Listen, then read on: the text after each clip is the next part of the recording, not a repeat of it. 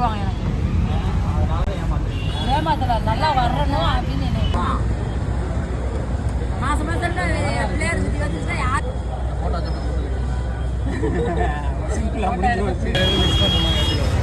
இதுல வேற எதுவும் மிஸ் பண்ணுவானே? ஆமா அது சொன்னேனே. அவ்வளோ வேணாம், கடலை மட்டும் போடுங்க. அதுலேயே கடலை ஒரே ஒரு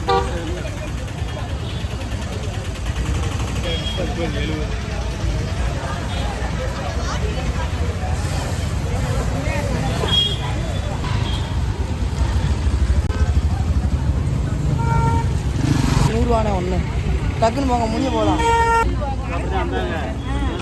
எவ்வளோங்க அது? 50 ரூபா 100 ரூபா